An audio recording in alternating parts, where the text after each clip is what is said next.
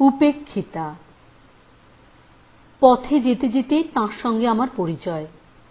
সে বোধহয় বাংলা ২ কি ৩ সালের কথা। নতুন কলেজ থেকে বার হয়েছি, এমন সময় বাবা মারা গেলেন। সংসারের অবস্থা ভালো ছিল না। স্কুল মাস্টারি নিয়ে গেলুম হুগলি জেলার একটা পাড়া গাঁয়ে। গ্রামটির অবস্থা এক সময় খুব ভালো থাকিলেও আমি যখন গেলুম তখন তার অবস্থা খুব শোচনীয়। খুব বড় গ্রাম, অনেকগুলি পাড়া। গ্রামের এক প্রান্ত থেকে আর এক প্রান্ত বোধহয় ১ ক্রোশেরও ওপর। প্রাচীন আম কাঁঠালের বনে সমস্ত গ্রামটি অন্ধকার। আমি ও গ্রামে থাকতুম না। গ্রাম থেকে প্রায় ১ মাইল দূরে সে গ্রামে রেল স্টেশন। স্টেশন মাস্টারের একটি ছেলে পড়ানোর ভার নিয়ে সেই রেলের PWD এর একটা পরিত্যক্ত বাংলোয় থাকতুম। চারিদিকে নির্জন মাঠ, মাঝে মাঝে তালবাগান। স্কুলটি ছিল গ্রামের ও প্রান্তে। মাঠের মধ্যে নেমে হেঁটে যেতুম প্রায় ১ ক্রোশ। একদিন বর্ষাকাল, বেলা ১০টা প্রায় বাজে। স্কুলে যাচ্ছি। সোজা রাস্তা দিয়ে না গিয়ে একটু শীঘ্র যাবার জন্য পাড়ার ভেতর দিয়ে একটা রাস্তা নেমে গিয়েছে, সেইটে দিয়ে যাচ্ছি। সমস্ত পথটা বড় বড় আম কাঁঠালের ছায়ায় ভরা। একটু আগে খুব এক পশলা বৃষ্টি হয়ে গিয়েছিল। আকাশ মেঘে আচ্ছন্ন ছিল। গাছের ডাল থেকে টুপ টুপ করে বৃষ্টির জল ঝরে পড়ছিল। একটা জীর্ণ ভাঙা ঘাটওয়ালা প্রাচীন পুকুরের ধার দিয়ে রাস্তা। সেই রাস্তা বেয়ে যাচ্ছি, সেই সময় কে একটি স্ত্রীলোক, খুব টকটকে রংটা, হাতে বালা অনন্ত, পরনে চওড়া লালপাড় শাড়ি, বয়স ২৪-২৫ হবে। পাশের একটা সরু রাস্তা দিয়ে ঘোড়া নিয়ে উঠলেন আমার সামনের রাস্তায়। বোধ হয় পুকুরে যাচ্ছিলেন জল আনবার জন্যে। আমায় দেখে ঘোমটা টেনে পথের পাশে দাঁড়ালেন। আমি পাশ কাটিয়ে জোরে চলে গেলুম। আমার এখন স্বীকার করতে লজ্জা হয়, কিন্তু তখন আমি ইউনিভার্সিটির সদ্যপ্রসূত গ্র্যাজুয়েট। বয়স সবে ২০, অবিবাহিত। তাই সেদিন সেই সুশ্রী তরুণী তাঁর বালা অনন্ত পরা অনাবৃত হাত দুটির সুঠাম সৌন্দর্য আর সকলের ওপর তাঁর পরনের শাড়ি দ্বারা নিবিষ্ট তার সমস্ত দেহের একটা মহিমান্বিত সীমারেখা আমাকে মুগ্ধ এবং অভিভূত করে ফেললে। আমার মনের ভিতর এক প্রকারের নূতন অনুভূতি, আমার বুকের রক্তের তালে তালে সেদিন একটা নূতন স্পন্দন আমার কাছে বড় স্পষ্ট হয়ে উঠল। বিকালবেলা রেল লাইনের ধারে মাঠে গিয়ে চুপ করে বসে রইলুম। তালবাগানের মাথার উপর সূর্য অস্ত যাচ্ছিল। বেগুনি রঙের মেঘগুলো দেখতে দেখতে ক্রমে ধূসর, পরে আবার কালো হয়ে উঠতে লাগল। আকাশের অনেকটা জুড়ে মেঘগুলো দেখতে হয়েছিল যেন একটা আদিম যুগের জগতের উপরিভাগের বিস্তীর্ণ মহাসাগর। বেশ কল্পনা করে নেওয়া যাচ্ছিল সেই সমুদ্রের চারপাশে একটা গূঢ় রহস্য ভরা অজ্ঞাত মহাদেশ, যার অন্ধকারময় বিশাল অরণ্যানীর মধ্যে প্রাচীন যুগে লুপ্ত অতিকায় প্রাণীরা সব ঘুরে বেড়াচ্ছে। দিন কেটে গিয়ে রাত হল। বাসায় এসে কিডস পড়তে শুরু করলুম। পড়তে পড়তে কখন ঘুমিয়ে পড়েছি। মাটির প্রদীপের বুক পুড়ে উঠে প্রদীপ কখন নিভে গিয়েছে। অনেক রাত্রে উঠে দেখলুম বাইরে টিপটিপ বৃষ্টি পড়ছে। আকাশ মেঘে অন্ধকার। তার পরদিনও পাড়ার ভেতর দিয়ে নেমে গেলুম। সেদিন কিন্তু তাকে দেখলুম না। আসবার সময়ও সেখান দিয়েই এলুম। কাউকে দেখলুম না। পরদিন ছিল রবিবার। সোমবার দিন আবার সেই পথ দিয়েই গেলুম। পুকুরটার কাছাকাছি গিয়েই দেখি যে তিনি জল নিয়ে ঘাটের সিঁড়ি বেয়ে উঠছেন। আমায় দেখে ঘোমটা টেনে দিয়ে চুপ করে দাঁড়িয়ে রইলেন। আমার বুকে রক্তটা যেন দুলে উঠল। খুব জোরে হেঁটে বেরিয়ে গেলুম।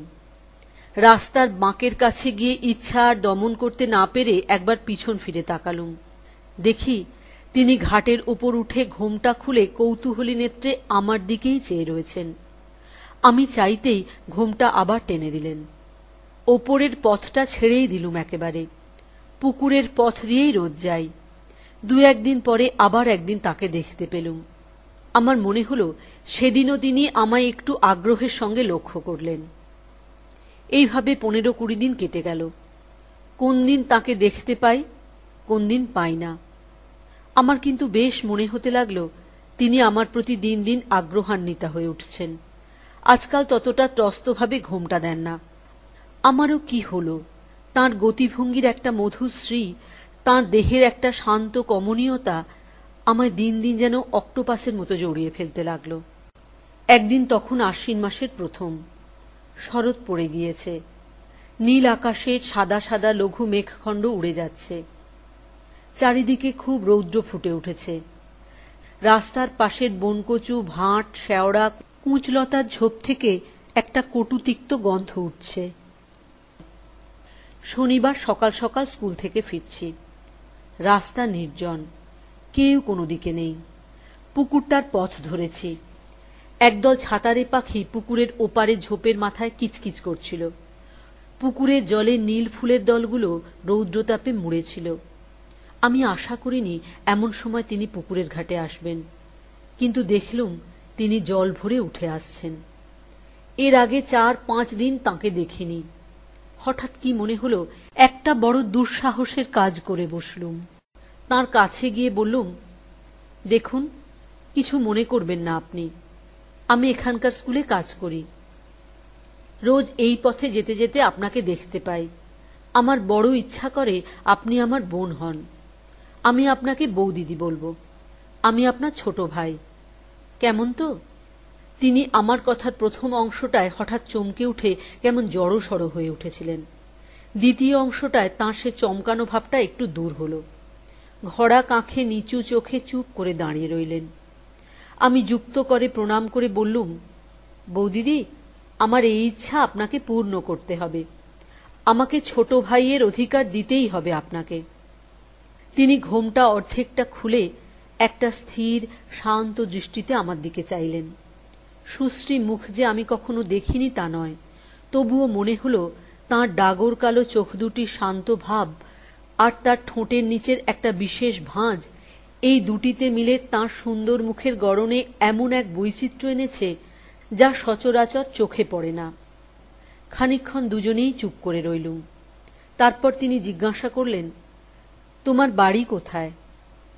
আনন্দে সারা গা কেমন শিউরে উঠল। বললুম, কলকাতার কাছে 24 পরগনা জেলায়, এখানে স্টেশনে থাকি। তিনি জিজ্ঞাসা করলেন, তোমার নাম কি? নাম বললুম। তিনি বললেন, তোমার বাড়িতে কে কে আছেন? বললুম, এখন বাড়িতে শুধু মা আর 2টি ছোট ছোট ভাই আছে। বাবা এই 2 বছর মারা গিয়েছেন। তিনি একটু যেন আগ্রহের সুরে বললেন, তোমার কোনো বোন নেই? আমি বললুম, না, আমার 2জন বড় বোন ছিলেন, তাঁরা অনেক দিন মারা গিয়েছেন। বড়দি যখন মারা যান তখন আমি খুব ছোট। মেজদি আজ 5-6 বছর মারা গিয়েছেন। আমি এই মেজদিকেই জানতুম। তিনি আমায় বড় ভালোবাসতেন। তিনি আমার চেয়েও 6 বছরের বড় ছিলেন। তাঁর দৃষ্টি একটু ব্যথা কাতর হয়ে এলো। জিজ্ঞাসা করলেন, তোমার মেজদি থাকলে এখন তাঁর বয়স হতো কত? বললুম, এই 26 বছর। তিনি একটু মৃদু হাসির সঙ্গে বললেন, তাই বুঝি ভাইটির আমার একজন বোন খুঁজে বেড়ানো হচ্ছে না? কি মিষ্টি হাসি, কি মধুর শান্ত ভাব। মাথা নিচু করে প্রণাম করে তাঁর পায়ের ধুলো নিয়ে বললুম, তাহলে ভাইয়ের অধিকার দিলেন তো আপনি? তিনি শান্ত হাসি মাখা মুখে চুপ করে রইলেন। আমি বললুম, বৌদি, আমি জানতুম আমি পাব। আগ্রহের সঙ্গে খুঁজলে ভগবানও নাকি ধরা দেন। আমি একজন বোন অনায়াসেই পাব। আচ্ছা, এখন আসি। আপনি কিন্তু ভুলে যাবেন না বৌদি, আপনার যেন দেখা পাই। রবিবার বাদে আমি 2 বেলায় এ রাস্তা দিয়ে যাব। আমার মাঠের ধারে তালবাগানটার পাখিগুলো রোজই সকাল বিকাল ডাকে। একটা কি পাখি তার সুর খাদ থেকে ধাপে ধাপে তুলে একেবারে পঞ্চমে চড়িয়ে আনে। মন যেদিন ভারী থাকে সেদিন সে সুরের উদাস মাধুর্য প্রাণের মধ্যে কোনো সাড়া দেয় না। আজ দেখলুম পাখিটার গানের সুরের স্তরে স্তরে হৃদয়টা কেমন লঘু থেকে লঘুতর হয়ে উঠছে। মনে হতে লাগলো জীবনটা কেবল কতকগুলো স্নিগ্ধ ছায়া শীতল পাখির গানে ভরা অপরাহ্নের সমষ্টি। আর পৃথিবীটা শুধু নীল আকাশের তলায় ইতস্তত বর্ধিত অযত্ন সম্ভূত তাল নারিকেল গাছের বন দিয়ে তৈরি, যাদের ঈষৎ কম্পমান দীর্ঘ শ্যামল পত্রশীর্ষ অপরাহ্নের অবসন্ন রৌদ্রে চিকচিক করছে। তার পরদিন বৌদিদির সঙ্গে দেখা হলো ছুটির পর বিকালবেলা। বৌদিদি যেন চাপা হাসির সুরে জিজ্ঞাসা করলেন, এই যে বিমলের বুঝি আজ খুব সকাল সকাল স্কুলে যাওয়া হয়েছিল? আমি উত্তর দিলুম, বেশ বৌদি, আমি ওবেলা তো ঠিক সময়েই গেলুম, আপনিই ছিলেন না। এখন দোষটা বুঝি আমার ঘাড়ে চাপানো হচ্ছে না? আর বৌদি, ঘাটে ওবেলা আরো সব মেয়েরা ছিলেন। বৌদিদি হেসে ফেললেন, বললেন, তাই তো, ভাইটির আমার ওবেলা তো বড় বিপদ গিয়েছে তাহলে। আমার একটু লজ্জা হলো, ভালো করে জবাব দিতে না পেরে বললুম, তা নয় বৌদি, আমি এখানে অপরিচিত, পাড়ার মধ্যে দিয়ে পথ, পাছে কেউ কিছু মনে করে। বৌদিদির চোখের কৌতুক দৃষ্টি তখনও যায়নি। তিনি বললেন, আমি ওবেলা ঘাটের জলেই ছিলাম বিমল, তুমি ওই চটকা গাছটার তলায় গিয়ে একবার ঘাটের দিকে চেয়ে দেখলে, আমায় তুমি দেখতে পাওনি। আমি জিজ্ঞাসা করলুম, বৌদি, আপনার বাপের বাড়ি কোথায়? বৌদিদি উত্তর দিলেন, খোলাপোতা চেনো? সেই খোলাপোতায়। আমি ইতস্তত করছি দেখে আমায় আরেকটু বিশদ সংবাদ দিয়ে বললেন, ওই যে খোলাপোতার রাস। বৌদিদির হাসি ভরা দৃষ্টি যেন একটু গর্ব মিশ্রিত হয়ে উঠল। কিন্তু বলা আবশ্যক যে খোলাপোতা বলে কোনো গ্রামের নাম এই আমি প্রথম শুনলুম। অথচ বৌদির বাপের বাড়ি, যেখানে এমন রাস হয়, সেই বিশ্ব বিশ্রুত খোলাপোতার ভৌগোলিক অবস্থান সম্বন্ধে আমার অজ্ঞতা পাছে তার মনে ব্যথা দেয়, এই ভয়ে বলে ফেলুম, ও সেই খোলাপোতায়? ওটা কোন জেলায় ভালো? বৌদিদির কাছ থেকে সাহায্য পাবার প্রত্যাশা করেছিলুম, কিন্তু দেখলুম তিনি সে বিষয়ে নির্বিকার। তাঁর হাসি ভরা সরল মুখখানির দিকে চেয়ে আমার করুণা হলো। এই সমস্ত জটিল ভৌগোলিক তত্ত্বের মীমাংসা নিয়ে তাকে পীড়িত করতে আমার মন সরল না। বললুম, আচ্ছা বৌদি, আসি তাহলে। বৌদিদি তাড়াতাড়ি ঘোড়ার মুখ থেকে কলার পাতে মোড়া কি বার করলেন, সেইটা আমার হাতে দিয়ে বললেন, কাল চাপড়া ষষ্ঠীর জন্য ক্ষীরের পুতুল তৈরি করেছিলাম, আর গোটা কত কলার বড়া আছে, বাসায় গিয়ে খেও। 4-5 দিন জ্বর ভোগের পর একদিন পথ্য পেয়ে স্কুলে যাচ্ছি, বৌদিদির সঙ্গে দেখা।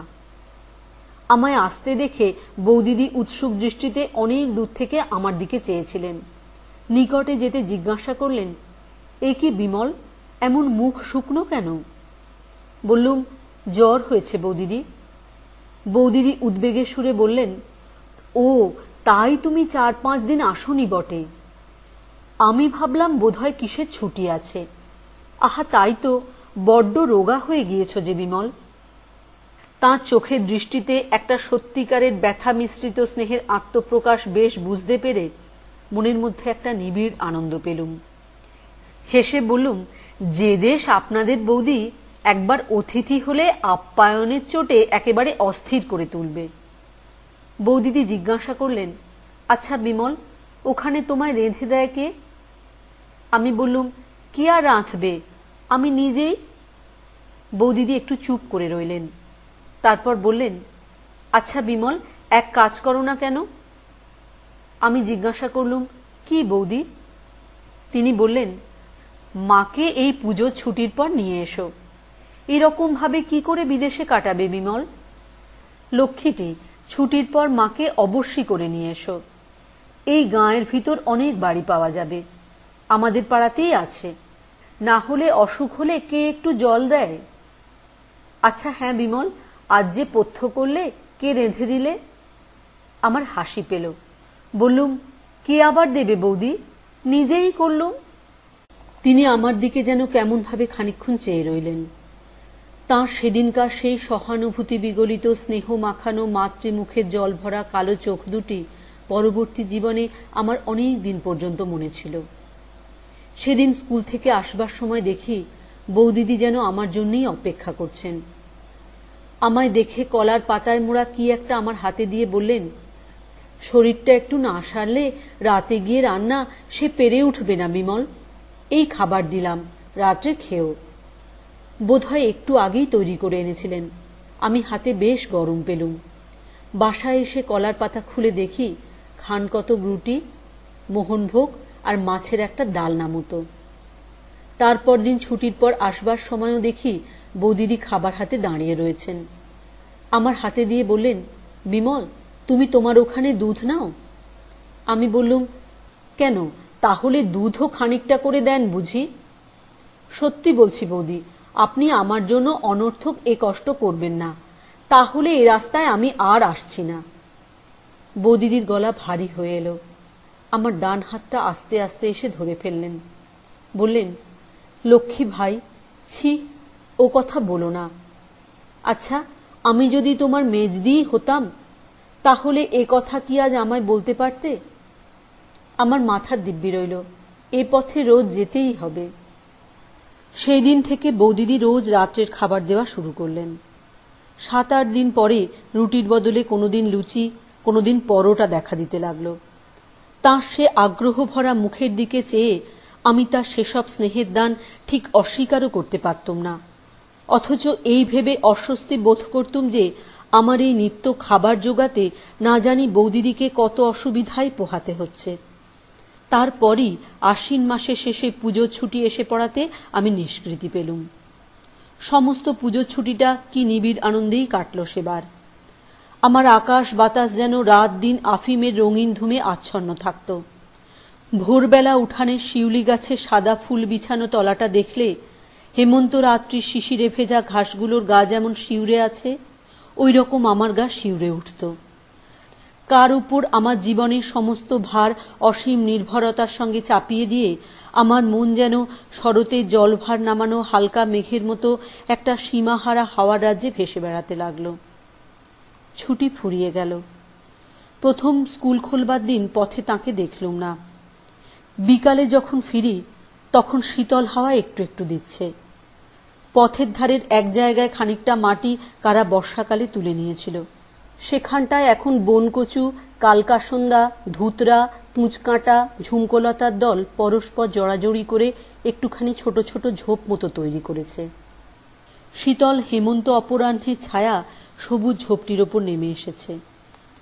এমন একটা মিষ্ট নির্মল গন্ধ গাছগুলো থেকে উঠছে, এমন সুন্দর শ্রী হয়েছে ঝোপটির, সমস্ত ঝোপটি যেন বনলক্ষ্মীর শ্যামল শাড়ির একটা অঞ্চল প্রান্তের মতো। তার পরদিন তাঁকে দেখলুম। তিনি আমায় লক্ষ্য করেননি। আপন মনে ঘাটে চাতালে উঠতে যাচ্ছিলেন। আমি ডাকলুম, বৌদি। বৌদিদি কেমন হঠাৎ চমকে উঠে আমার দিকে ফিরলেন। এ কি বিমল, কবে এলে? আজ কি স্কুল খুলল? কিরকম আছো? সেই পরিচিত প্রিয় কণ্ঠস্বরটি, সেই স্নেহঝরা শান্ত চোখ দুটি। বৌদিদি আমার মনে ছুটির আগে যে স্থানটা অধিকার করেছিলেন, ছুটির পরের স্থানটা তার চেয়ে আরও ওপরে। আমি সমস্ত ছুটিটা তাঁকে ভেবেছি, নানা মূর্তিতে নানা অবস্থায় তাঁকে কল্পনা করেছি, নানা গুণ তাতে আরোপ করেছি। তাঁকে নিয়ে আমার মুগ্ধ মনের মধ্যে অনেক ভাঙাগড়া করেছি। আমার মনের মন্দিরে আমারই শ্রদ্ধা ভালোবাসায় গড়া তাঁর কল্পনা মূর্তিকে অনেক অর্ঘ্যচন্দনে চর্চিত করেছি। তাই সেদিন যে বৌদিদিকে দেখলুম, তিনি পূজার ছুটির আগেকার সেই বৌদিদি নন। তিনি আমার সেই নির্মলা, পুত হৃদয়া, পুণ্যময়ী মানসী প্রতিমা। আমার পার্থিব বৌদিকে তিনি তার মহিমা খচিত দিব্য বসনের আচ্ছাদনে আবৃত করে রেখেছিলেন। তাঁর স্নেহ করুণা জ্যোতিবাষ্পে বৌদিদির রক্ত মাংসের দেহটার একটা আড়াল সৃষ্টি করেছিলেন। আমার মাথা শ্রদ্ধায় সম্ভ্রমে নত হয়ে পড়ল। আমি তার পায়ের ধুলো নিয়ে প্রণাম করলুম। বৌদিদি বললেন, এসো এসো ভাই, আর প্রণাম করতে হবে না, আশীর্বাদ করছি এমনি, রাজা হও। আচ্ছা বিমল, বাড়ি গিয়ে আমার কথা মনে ছিল? মনে এলেও বাইরে আর বলতে পারলুম না। কে তবে আমার মগ্ন চৈতন্যকে আশ্রয় করে আমার নিত্য সুষুপ্তির মধ্যেও আমার সঙ্গিনী ছিল বৌদি? শুধু একটু হেসে চুপ করে রইলুম। বৌদিদি জিজ্ঞাসা করলেন, মা ভালো আছেন? আমি উত্তর দিলুম, হ্যাঁ বৌদি, তিনি ভালো আছেন। তাকে আপনার কথা বললুম। বৌদিদি আগ্রহের সুরে বললেন, তিনি কি বললেন? আমি বললুম, শুনে মার দুই চোখ জলে ভরে এলো। বললেন, একবার দেখাবি তাকে বিমল? আমার নলিনীর শোক বোধ হয় তাকে দেখলে অনেকটা নিবারণ হয়। বৌদিদিরও দেখলুম দুই চোখ ছলছল করে এলো। আমায় বললেন, হ্যাঁ বিমল, তা মাকে এই মাসে নিয়ে এলে না কেন? আমি বললুম, সে এখন হয় না বৌদি। বৌদিদি একটু ক্ষুব্ধ হলেন।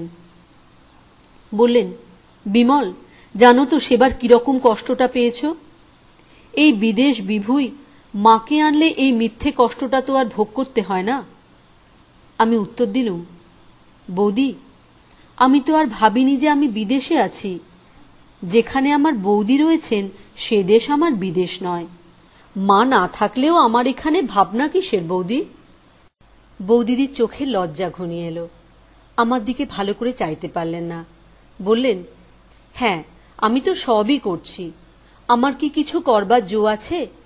কত পরাধীন আমরা তা জানো তো ভাই। ওসব নয়, তুমি এই মাসেই মাকে আনো।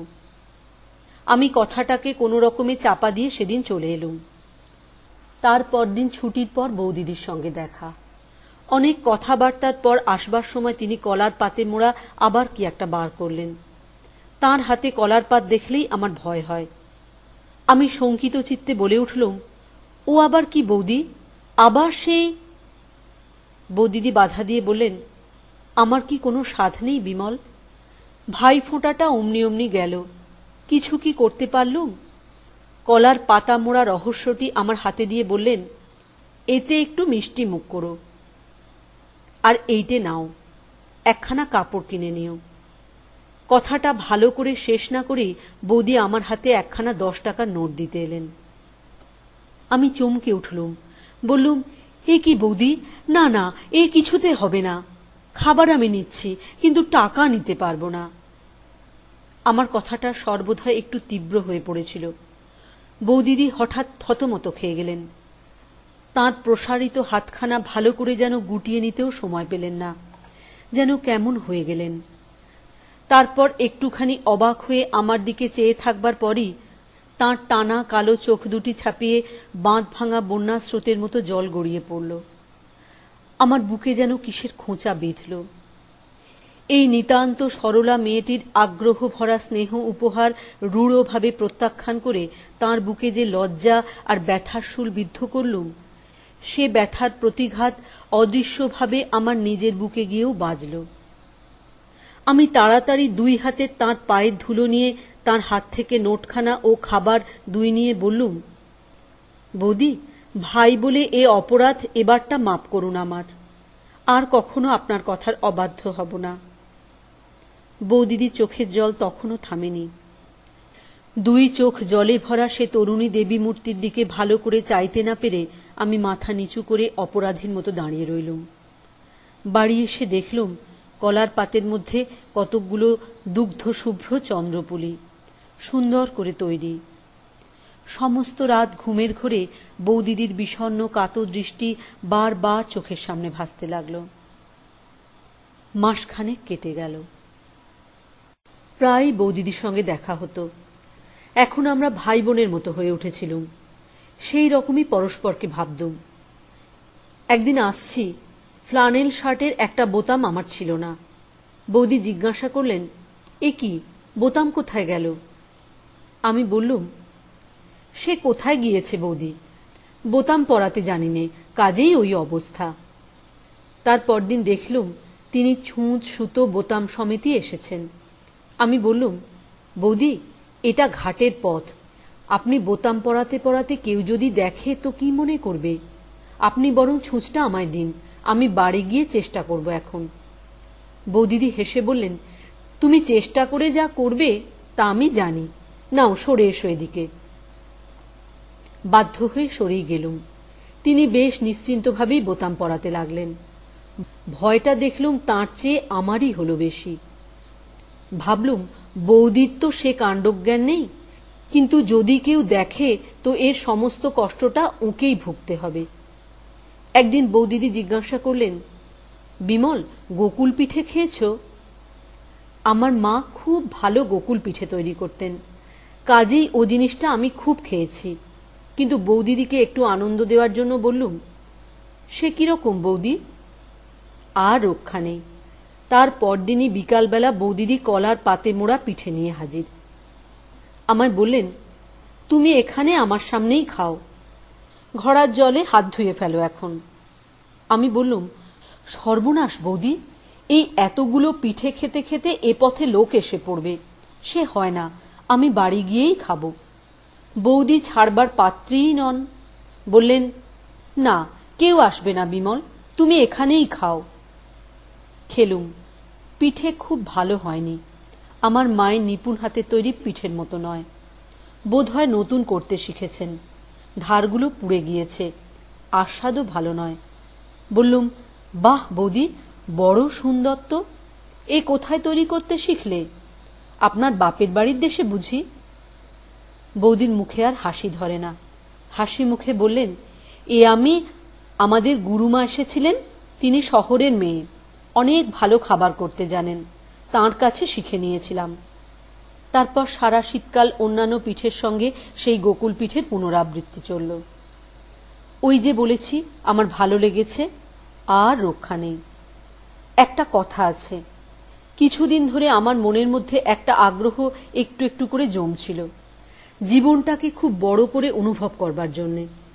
আমার এই 20-21 বছর বয়সে এই ক্ষুদ্র পাড়াগাঁয়ে খাঁচার পাখির মতো আবদ্ধ থাকা ক্রমেই অসহ্য হয়ে উঠছিল। চলেও যেতাম একদিন।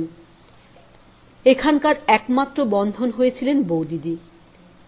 তাঁরই আগ্রহে, স্নেহ যত্নে সে অশান্ত ইচ্ছাটা কিছুদিন চাপা ছিল। এমন সময় মাঘ মাসের শেষের দিকে আমার এক আত্মীয় আমায় লিখলেন যে তাদের কারখানা থেকে কাচের কাজ শেখবার জন্যে ইউরোপ আমেরিকায় ছেলে পাঠানো হবে। অতএব আমি যদি জীবনে কিছু করতে চাই তবে শীঘ্র যেন মোরাদাবাদ গিয়ে তাঁর সঙ্গে দেখা করি। তিনি সেখানকার কাচের কারখানার ম্যানেজার। পত্র পেয়ে সমস্ত রাত আমার ঘুম হলো না।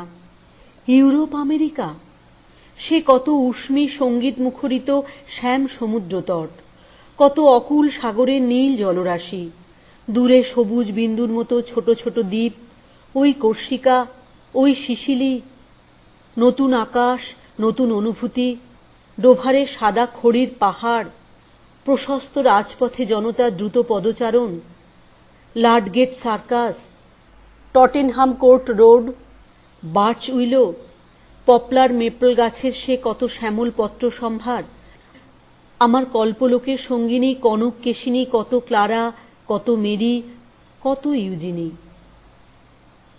পরদিন সকালে পত্র লিখলুম আমি খুব শীঘ্রই রওনা হব।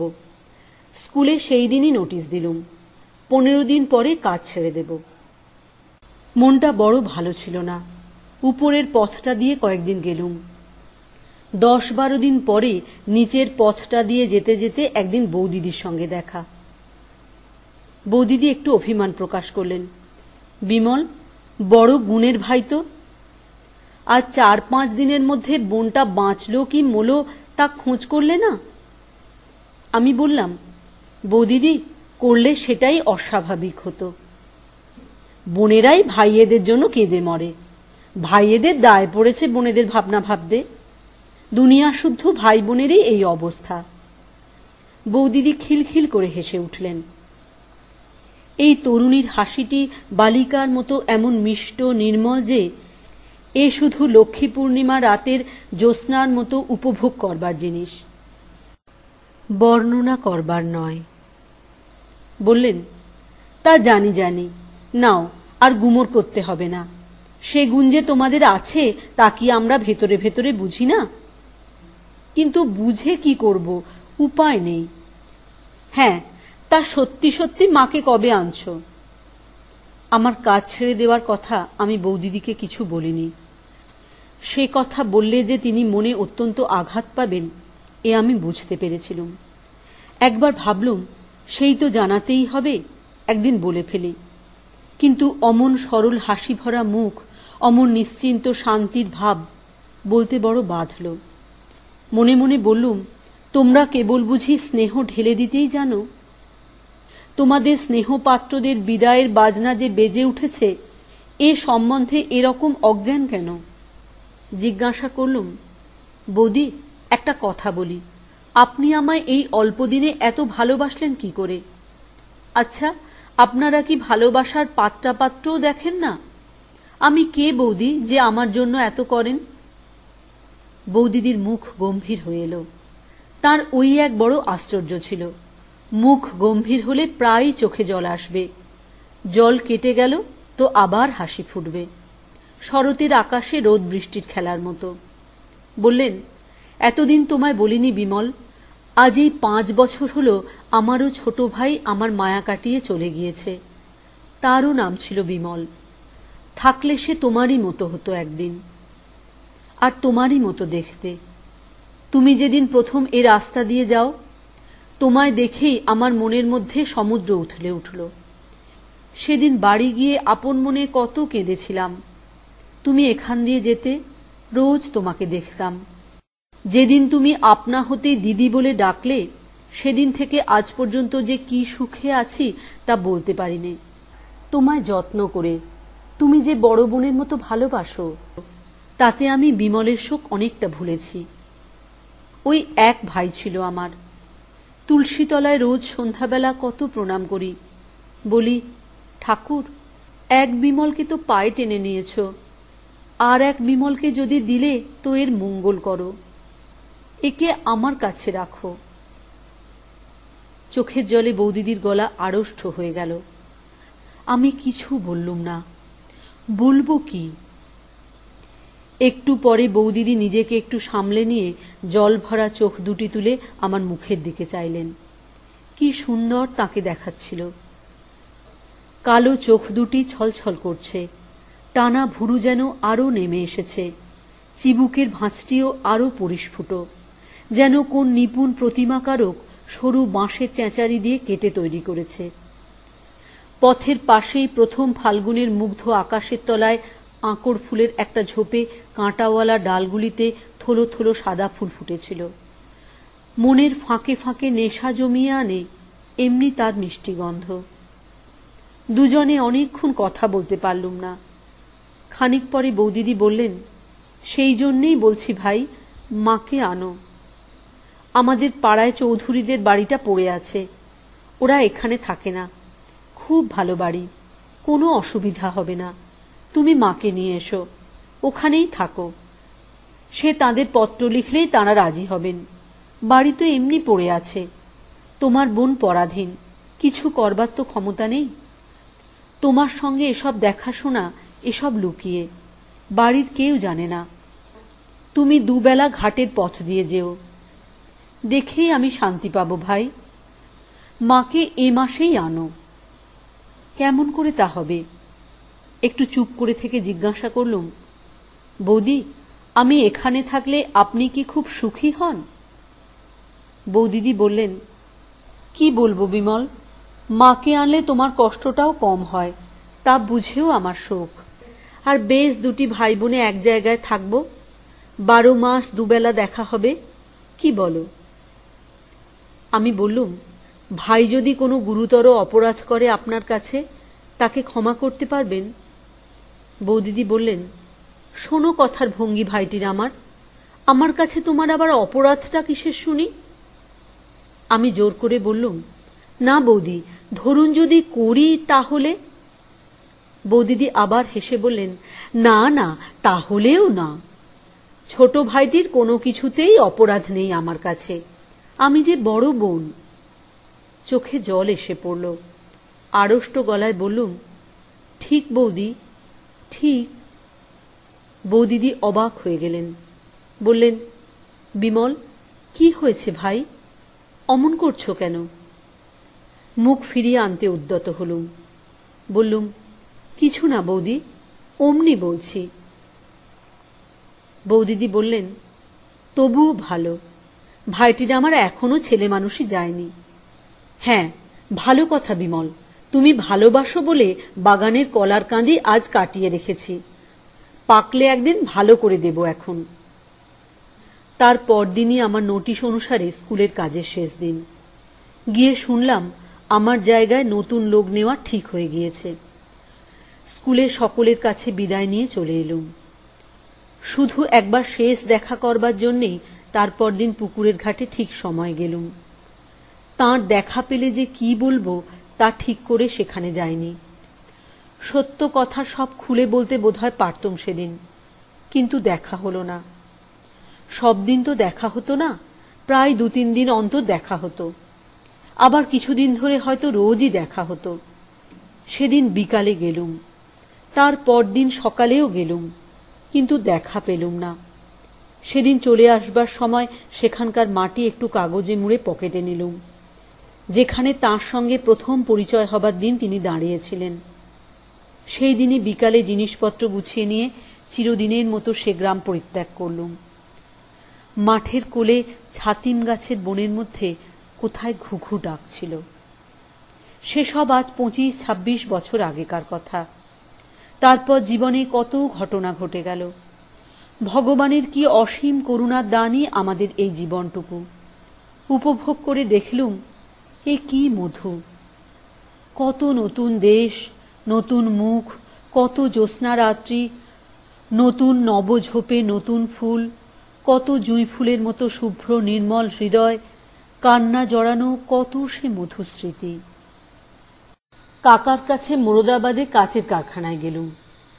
বছরখানেক পরে তারা আমায় পাঠিয়ে দিলে জার্মানিতে কাচের কাজ শিখতে।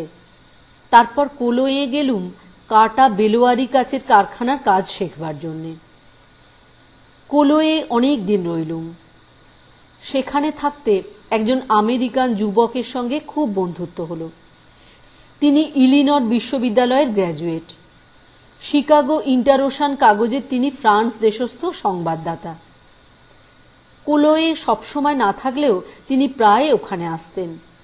তাঁর পরামর্শে তার সঙ্গে আমেরিকায় গেলুম। তার সাহায্যে 2-3টা বড় বড় কাচের কারখানার কাজ দেখবার সুযোগ পেলাম। পিটসবার্গে কর্নেগির ওখানে প্রায় 6 মাস রইলুম নতুন ধরনের ব্লাস্ট ফার্নেসের কাজ ভালো করে বোঝবার জন্যে। মিডল ওয়েস্টের একটা কাচের কারখানায় প্রভাত দে কি বসু বলে একজন বাঙালি যুবকের সঙ্গে দেখা হলো। তাঁরও বাড়ি 24 পরগনা জেলায়। সে ভদ্রলোক নিঃসম্বলে জাপান থেকে আমেরিকায় গিয়ে মহা হাবুডুবু খাচ্ছিলেন। তাঁরই মুখে শুনলুম সিয়াল্টে একটা নূতন কাচের কারখানা খোলা হচ্ছে। আমি জাপান দিয়ে আসবো ঠিক করেছিলুম, কাজেই আসবার সময় সিয়াল্ট গেলুম। তারপর জাপান ঘুরে দেশে এলুম। মা ইতিমধ্যে মারা গিয়েছিলেন। ভাই দুটিকে নিয়ে গেলুম মোরদাবাদে। বেশি দিন ওখানে থাকতে হলো না। বম্বেতে বিয়ে করেছি। আমার শ্বশুর এখানে ডাক্তারি করতেন। সেই থেকে বম্বে অঞ্চলেরই অধিবাসী হয়ে পড়েছি। বহুদিন বাংলাদেশে যাইনি, প্রায় 16-17 বছর হলো। বাংলাদেশে জল, মাটি, গাছপালার জন্য মনটা তৃষিত আছে। তাই আজ সন্ধ্যার সময় সমুদ্রের ধারে বসে আমার সবুজ শাড়ি পরা বাংলা মায়ের কথাই ভাবছিলুম। রাজাবাই টাওয়ারের মাথার ওপর এখনো একটু একটু রোদ আছে। বন্দরের নীল জলে মেসাজেরি মারিতিমদের একখানা জাহাজ দাঁড়িয়ে দাঁড়িয়ে ধোঁয়া ছাড়ছে। এখানা এখুনি ছেড়ে যাবে। বাঁ ধারে খুব দূরে এলিফ্যান্টার নীল সীমারেখা। ভাবতে ভাবতে প্রথম যৌবনের একটা বিস্তৃত প্রায় ঝাপসা ছবি বড় স্পষ্ট হয়ে মনে এলো। 25 বছর পূর্বের এমনি এক সন্ধ্যায় দূর বাংলাদেশের এক নিভৃত পল্লীগ্রামের জীর্ণ শান বাঁধানো পুকুরের ঘাট বেয়ে উঠেছে আর্দ্র বসনা তরুণী এক পল্লীবধূ। মাটির পথের বুকে বুকে লক্ষ্মীর চরণ চিহ্নের মতো তার জলসিক্ত পা দুখানির রেখা আঁকা। আঁধার সন্ধ্যায় তার পথের ধারের বেণুকুঞ্জে লক্ষ্মী পেঁচা ডাকছে। তার স্নেহভরা পবিত্র বুকখানি বাইরের জগৎ সম্বন্ধে নিশ্চিন্ত অনিশ্চয়তায় ভরা। আম কাঁঠালের বনের মাথার উপরকার নীলাকাশে 2-1টা নক্ষত্র উঠে সরলা স্নেহ দুর্বলা বধূটির ওপর সস্নেহ কৃপা দৃষ্টিতে চেয়ে আছে। তারপর এক শান্ত আঙিনায় তুলসী মঞ্চমূলে স্নেহাস্পদের মঙ্গল প্রার্থিনী সে কোন প্রণাম নিরতা মাতৃমূর্তি। করুণা মাখা অশ্রু ছলছল। ওগো লক্ষ্মী, ওগো স্নেহময়ী পল্লীবধূ, তুমি আজও কি আছো? এই সুদীর্ঘ 25 বৎসর পরে আজও তুমি কি সেই পুকুরের ভাঙা ঘাটে সেই রকম জল আনতে যাও? আজ সে কত কালের কথা হলো। তারপর জীবনে আবার কত কি দেখলুম, আবার কত কি পেলুম। আজ কতদিন পরে আবার তোমার কথা মনে পড়ল। তোমায় আবার দেখতে বড় ইচ্ছা করছে দিদিমণি। তুমি আজও কি আছো? মনে আসছে অনেক দূরে যেন কোনো খড়ের ঘর, মিটমিটে মাটির প্রদীপের আলো, মৌন সন্ধ্যা, নীরব ব্যথার অশ্রু, শান্ত সৌন্দর্য, স্নেহ মাখা রাঙা শাড়ির আঁচল। আরব সমুদ্রের জলে এমন করুণ সূর্যাস্ত কখনো হয়নি।